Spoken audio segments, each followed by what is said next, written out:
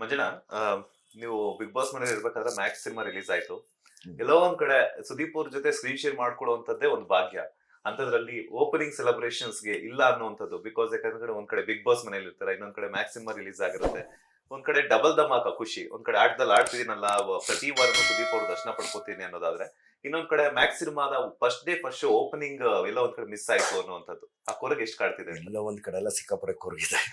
ಆಚೆ ಬಂದಾದ್ಮೇಲೆ ಆದ್ರೂ ಆಗ್ಬೇಕಿತ್ತು, ಇಲ್ಲಾಂದ್ರೆ ಹೋಗಿದ್ದ ಮುಂಚೆ ಆದ್ರೂ ರಿಲೀಸ್ ಆಗಿದ್ರೆ ಆ ಎಕ್ಸ್ಪೀರಿಯನ್ಸ್ ಎಲ್ಲ ಪಡ್ಕೋಬೋದಿತ್ತು ಅಂತ. ಯಾಕಂದ್ರೆ ಕರೆಕ್ಟ್ ರಿಸಲ್ಟ್ ಸಿಗೋದು ಸಿಂಗಲ್ ಸ್ಕ್ರೀನ್ಸ್ ಅಲ್ಲಿ ಹೋಗಿ ಕೂತ್ಕೊಂಡು ಆ ಜನಗಳ ಜೊತೆ ಹೋಗಿ ಸಿನಿಮಾ ನೋಡೋದಿದೆಯಲ್ಲ, ಕನ್ನಡ ಸಿನಿ ಪ್ರೇಕ್ಷಕರ ಜೊತೆ ಹೋಗಿ, ಆಮೇಲೆ ಅಣ್ಣನ ಫ್ಯಾನ್ಸ್, ಸುದೀಪ್ ಅಣ್ಣನ ಫ್ಯಾನ್ಸ್ ಜೊತೆ ಸಿನಿಮಾ ನೋಡುವಂಥದ್ದು, ಆವಾಗ ಆವಾಗ ಸಿಗುವಂತ ಆ ಮೆಮೊರೀಸ್ ಇದೆಯಲ್ಲ, ಅದು ಅದ್ಭುತನೇ. ಅದು ಅದಾಗದೆ ಇರೋದು ಬೇಜಾರಿದೆ. ಬಟ್ ಸಿನಿಮಾ ಗೆದ್ದಿರೋದು ಖುಷಿ ಇದೆ, ಬ್ಲಾಕ್ ಬಸ್ಟರ್ ಆಗಿರೋ. ಆಮೇಲೆ ನನ್ನ ದಾಸ ಪಾತ್ರನ ಒಪ್ಕೊಂಡಿರೋಂಥದ್ದು ಜನಗಳು, ಅದ್ರ ಬಗ್ಗೆನೂ ಖುಷಿ ಇದೆ. ಬಿಗ್ ಬಾಸ್ ಆದ್ಮೇಲಂತೂ ಮ್ಯಾಕ್ಸ್ ಸಿನಿಮಾ ಎಲ್ಲ ನೋಡಿದ್ರಿ.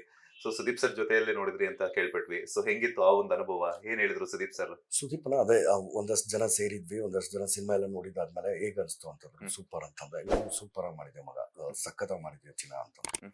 ಸುಮಾರು ಜನ ಅಲ್ಲಿ ಇದ್ದವ್ರಿಗೆಲ್ಲಾನು ಹೇಳಿದ್ರು, it's very good actor, is done A wonderful job ಅಂತೆಲ್ಲ ಹೊಗಳಿದ್ರು. ಅದು ಎಷ್ಟೋ ಅವಾರ್ಡ್ಗಳು ಕೊಟ್ಟಷ್ಟು ಸಂತೋಷ ಆಯ್ತು ನನಗೆ.